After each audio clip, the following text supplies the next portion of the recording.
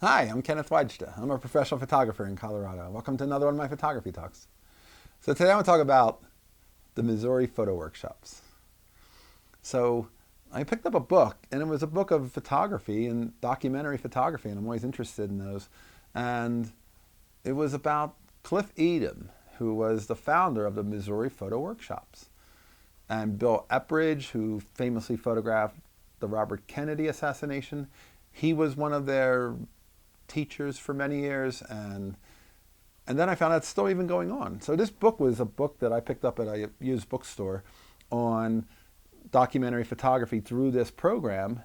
And then I thought, what a great wealth that this program still exists and you can still go to it. It's mophotoworkshop.org, and workshop is singular. And it's one of those things where I'm like, I love not only seeing the work that they did.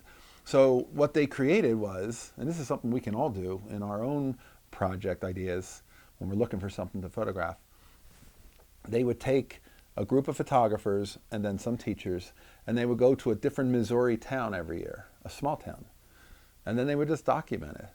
They would photograph the people who were working, people at home, ordinary life. Very much like my Roy Stryker project in a sense, for the kinds of things that would be documented in a small town.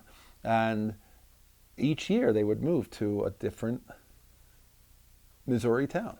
And it was the Missouri Photo Workshops, and it was teaching how to be a photojournalist, how to create documentary work, how to find subjects, how to see and create stories, and a place that they could put those stories and actually look at them in that workshop setting.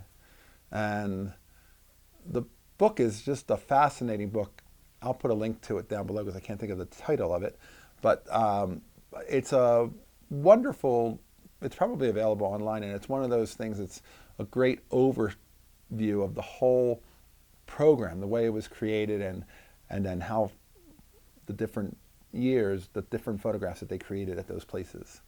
They photographed in schools, they photographed in farms and workplaces. Just what a wealth. And what a fascinating thing to think we could go do that now. If you're looking for a photo project, go photograph your town. If you live in a small town, you say there's nothing to photograph here, well, photograph that nothing, because there is something. They would go to small towns every year and they would find those stories that make up those people's lives. And I was very enthused by that, especially the fact when I looked it up to see, do they still do it? And they still do.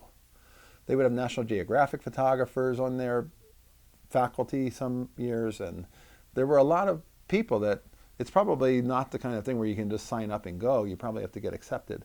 But if you are interested in photojournalism, documentary work, true documentary, which isn't trying to be anything except for real truthful, not super special effectsy, not, digital HDR because it's cool, but real genuine truth, that seems like a really worthwhile program, and it's still going on.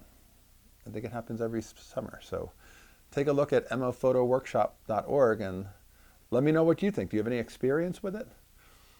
Do you know anybody who's gone through it? That would be a fascinating comment to get some information from an insider of somebody who's actually been to one.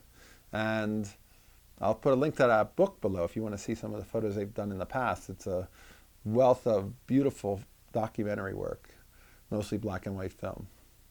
I'll put that down below. All right, I welcome your comments.